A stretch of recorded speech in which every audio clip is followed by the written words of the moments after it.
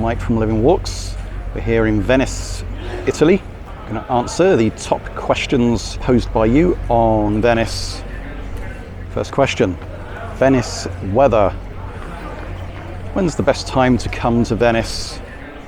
The best time is April to May, or towards the end of the season, we're looking at September, October.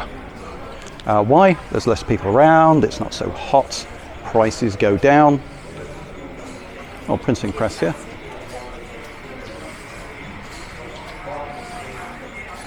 Very nice.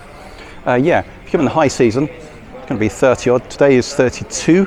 It's early July. If you come in June, it's going to be the wettest.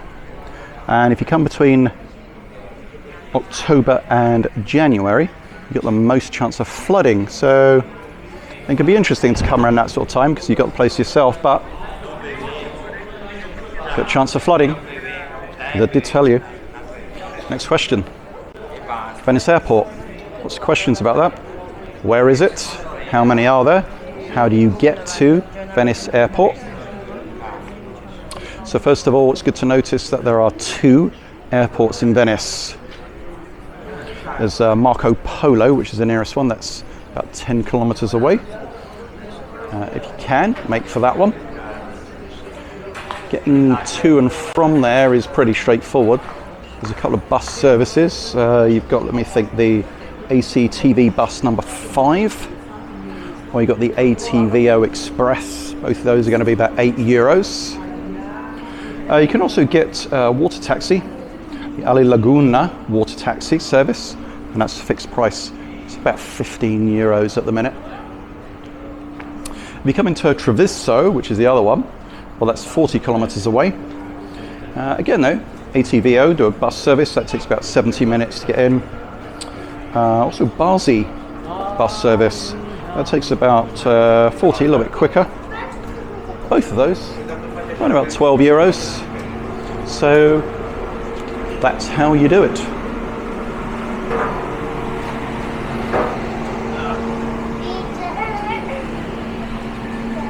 Next question is about Venice Train Station. So what is the main Venice Train Station? Where is it? And how do you get from the train station to the centre? I shall answer all those questions. I will attempt to, certainly. So the main train station you're coming into is the Venezia Santa Lucia, and you'll know when you get there because you step out and you're on the Grand Canal. It takes you right into the heart of the city. Now from there, if you want to go to some famous sites like the Rialto Bridge, that's a 20-minute walk. If you want to go to St Mark's Basilica Square, it's about 25 minutes walk. If you want to go right into the heart again, into the city, maybe like St Mark's for instance, you can take one of the Vaporettos, which are kind of a water bus. You take the number 2, line number 2, you can take number 1, but the number 2 is going to be a bit quicker. Again, if you want to get a ticket for that, €9.50, that covers you for 75 minutes of travel. So even if you have to change bus, that's fine. Venice water taxis. How much are they? Where can you book them? How do they work? So, first of all, just remember that you have the private water taxis. Now they are expensive. They're the little speedboats you probably saw in a James Bond film. They are expensive. Even a short trip, it's about 50 to 70 euros. You might want to think twice about that. Although if you're sharing, it's not too bad. Showing you at the end of the Grand Canal, we're going to find another way of getting there. What else have you got? Well, you can hail them, by the way. You can just wave them down, or joining the modern world, you can now book them online. The Vaporettos, which might be more your thing, like the public buses. Again, I just said, $9.50 gets you a single ticket that lasts 75 minutes. If you want to save money, and this is a really good deal, €25 gets you a day pass, and that's 24 hours. So if you buy it midday one day, you can use it in the morning the next day, which is what we've done today. And that's really great because that's going to save a lot of money. If you're going out to the islands, like Bruno and Maruno, it's going to save you a lot of money.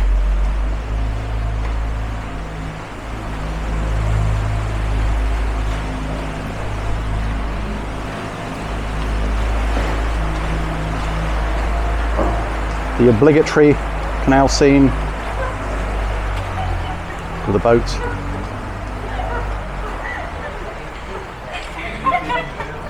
And just for completeness, the other direction.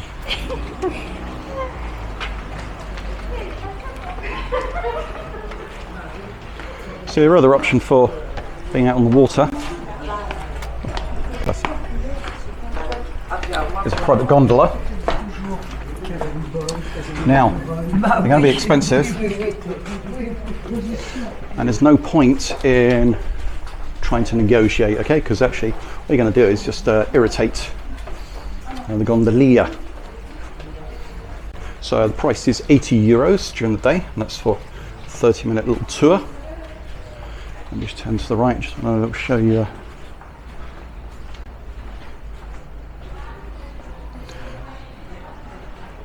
Little scene here, isn't it lovely? This thing about Venice, you've got to take a walk around and lose yourself, because you see this in every corner. Let's come this way. Let's head into the water. So gondoliers, 80 during the day. If you want to have a little sunset tour, that's going to cost you €100. That's later in the day, obviously. Some other questions. Is Venice sinking? Yes, it is. It's sinking by about 1 to 2 millimeters per year. Exception to that was in the mid 20th century. They were pumping out groundwater from under the city, and they've stopped that because they realized I think the water levels dropped by something like, well no, the city dropped by about 5 inches or something crazy. So yes, they've stopped that. Also, water levels, of course, around the world are rising. In the last 250 years, water levels have risen by over a foot, 32 centimeters. But of course, that's only increasing now with global warming.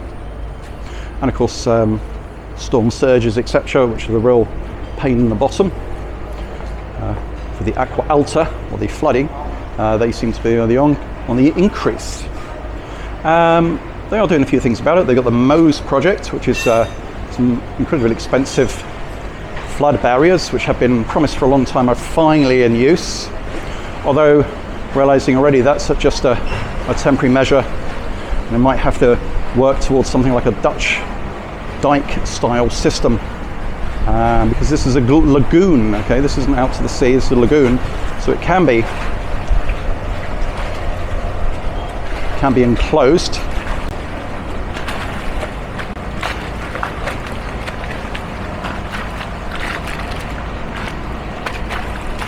So let's stay out here for the last few questions. Hopefully it's not too windy. I think the view is surely worth it.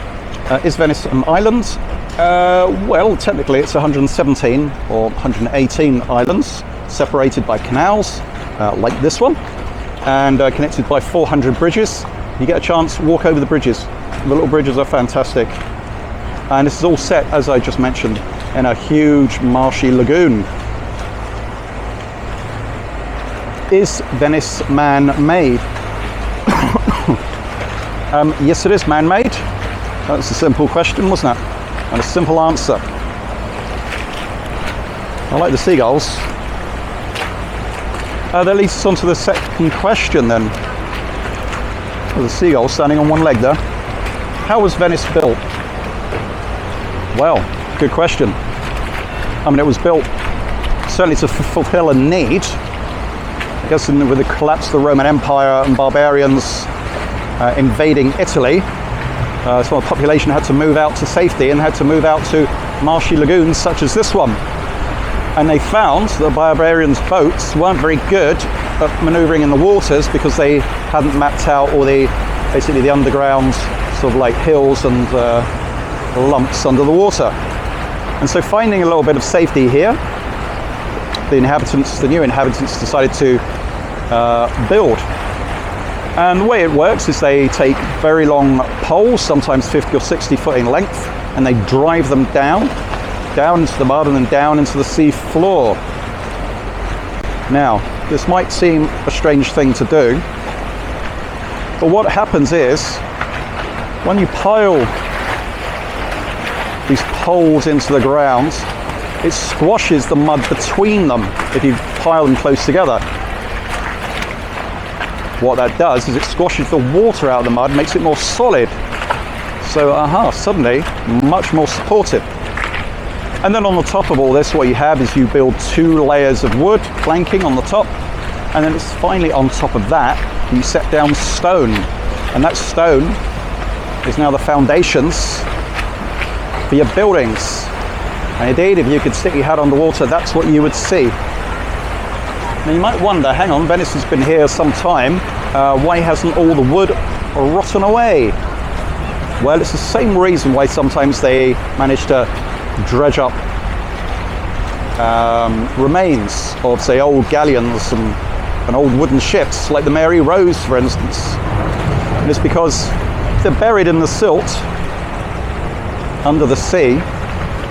There's no air gets to them, and therefore no bacteria can feed on them. So what that means is they don't rot effectively, or very slowly.